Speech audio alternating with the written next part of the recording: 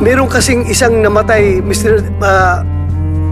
Sir, may isang namatay, binaril, may nakalagay doon na placard na Davao Death Squad. Kaya doon nag-start yung paggamit namin ng term ng Davao Death Squad. So therefore, sabi ko, okay, I will correct my statement. Hindi kayo ang nag-imbento, but kayo ang nag-propagate. Well, nung panahon ko, sir, as city director, I don't deny, sir, that there were some killings. Pero talagang ang tao ko, sir, ilan din ang na-hospital dyan. This is really a challenge for the PNP to investigate those cases because even the relatives of some of the victims refused to cooperate. And we believe also, and there was a suspicion that there were really some PNP personnel and even some civilian individuals who are Sabi ko siya, siguraduhin mo lang na hindi ma-relate. Kasi gagawa ng kalukuhan yan uli and they will mag-hold up na naman yan. Noong na-presidente ako, ganun rin sa command conference. Diyan sa Malacanang. Yan ang utos ko. Bakit ko pagbigyan important? Mag-criminal, they go after the innocent people robbing. Mabutit na lang sana kung aakyat ng bahay. Mayor ako matagal. Aakyat ng bahay, magnakaw, re-rapin yung bata, re-rapin yung babae, tapos papatayin. Kung ikaw ang mayor, how do you deal with the problem? Ano kaya ang tingin ninyo sa... Hindi... I'm sorry to tell you, I'm sorry to express to the nation. Unforgiving ako. Hardliner. Alam nila yan. Pati police alam nila. They are not really siguro to talk about it. Sinabi ko yan sa mga police. Putang ina kayong mga police. Pag pumasok kayo dyan sa droga, kayo ang mauuna. Mr. Chair. No need to strike it out if that is the real way that the mayor then phrased his sentence. Okay, as chairman, Mr. President, fact-finding muna. General Gamboa, you were formerly Chief of Police of Davao. Lahat yan sila? Yes, answer. Yes or no? Yes? No, sir. No. Okay. General Danao, former Police Chief of Davao? Yes, sir. Okay. General Sinas, former Police Chief of Davao? No, sir. No. Catalino Coy, former Police Chief of Davao? yes, Your Honor. How about Karamat, former Police Chief of Davao? Ha? Sa mic, sir. No, sir. Okay, para klaro. Okay. Sige, Ako, Mr. Chair. floor, Senator. Mr. Chair, has the floor. Okay. Ako, hindi mo ko tanungin? Yes, we need to Former answer. Chief of Police ako ng Because Davao. alam ko Chief ka ng Police, but former Chief Yeah. of Davao. Yeah. Okay. And Mr. Chair, Sige, kanina, yes, he's you allow allowing me you. Sige, short, one. short introduction. And, Mr. Chair, yung DDS, yung term ng DDS, siguro sa amin dito, Danao, General Coy, General Gamboa was never a Chief of Police but na-assign yan sa Davao, sa Police Regional Office 11.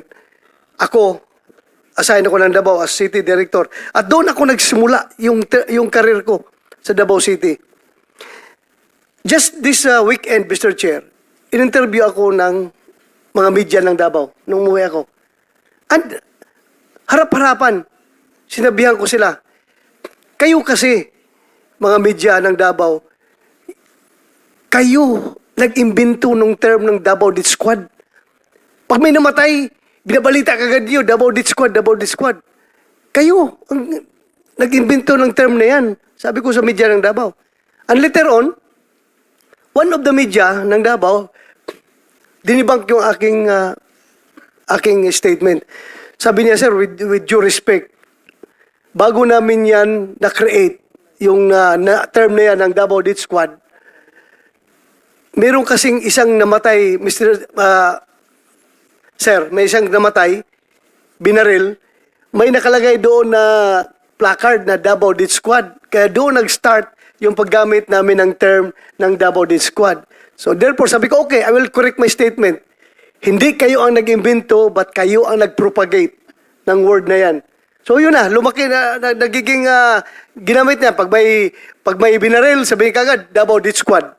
Kahit na binaril ng dahil jealousy ang motibo, or kaya malaking utang, nakadispal ko ng pera, binaril, didiis kagad ang pinapalabas na term. So yan na, lumaki na yung pangalan na Davao Death Squad, Mr. Chair. Yan na po yung intervention niya po. Yan, na yun na. Thank you. Sige po, before I return the floor to Senator Estrada. Doon sa umami na naging chief, sino?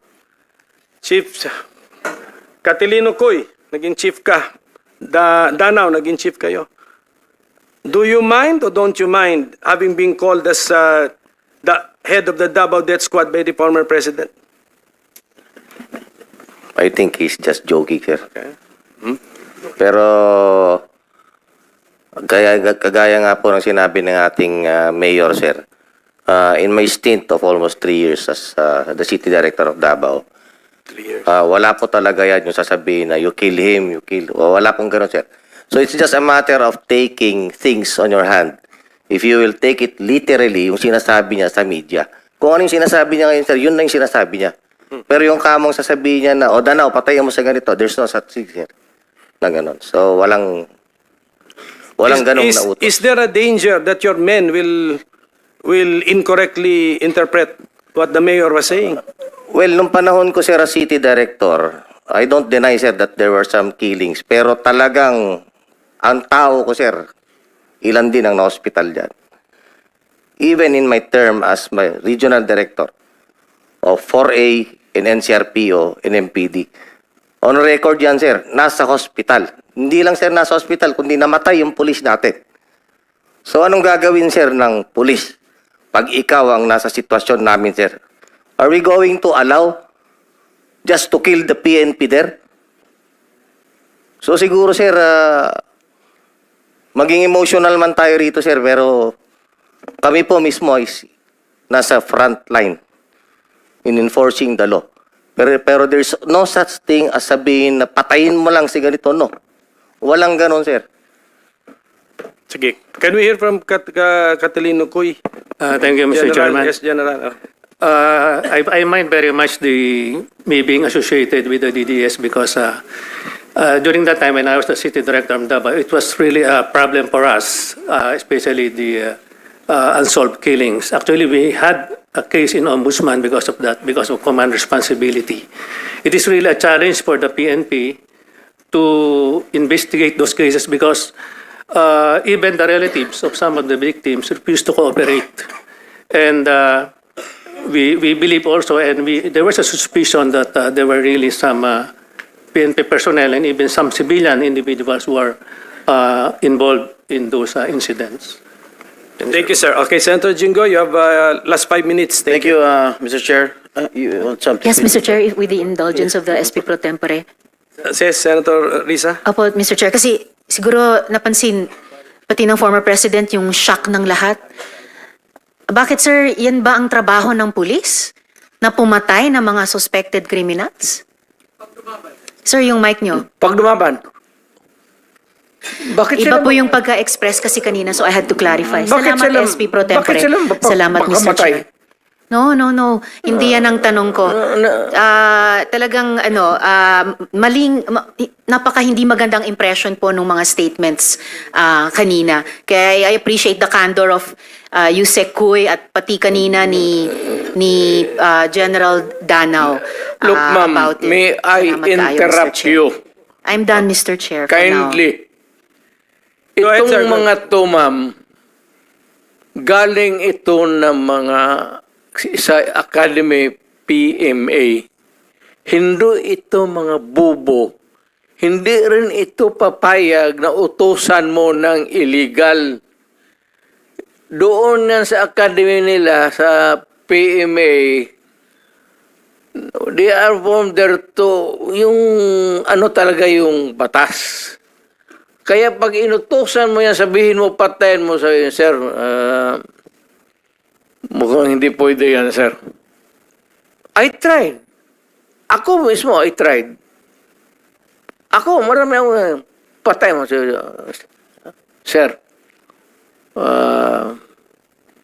kulong mo na lang natin, sir. Total. Sabi ko siya, siguraduhin mo lang na hindi ma-release. Kasi gagawa ng kalukuhan yan uli. And they will mag-hold up na naman yan. Yan ang lalo na yung mga kaso na magnakaw, tapos mag-rape, tapos magpatay, o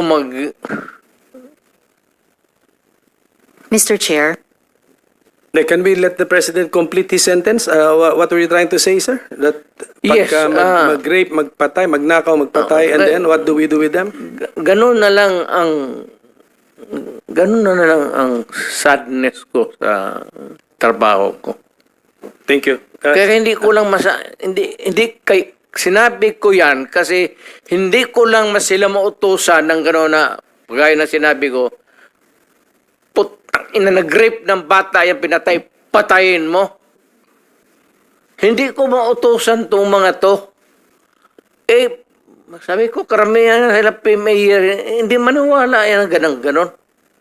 Sabi man, sir, mahirap yan. Kulungin na lang natin, sir. Walang dumaan yan sila sa... There was never a time na sinabi ko, patayin ninyo yan.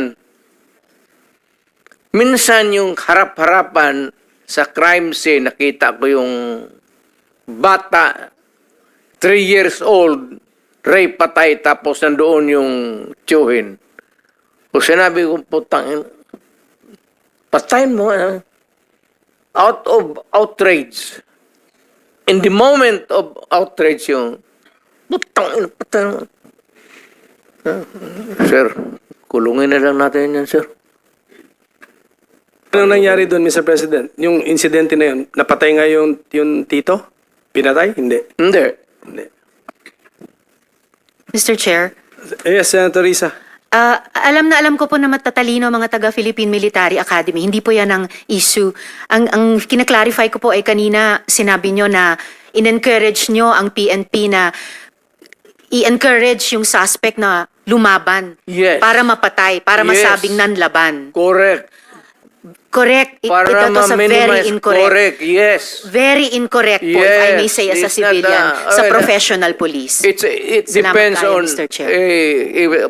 ano na natin yan, ma'am. That's your view, that. Mine. It's not my view only, Mr. Chair. Thank you for putting it on the record. Pagka-mayor, pagka-prosecutor.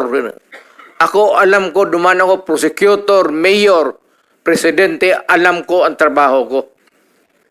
Yes, Yan ang salamat tayo, totoo Mr. dyan. Chair. Hindi ka nagdala ng syudad eh. You never Totoo had po, a Mr. chance Chair. to solve the problem of a community. Thank you, Mr. President.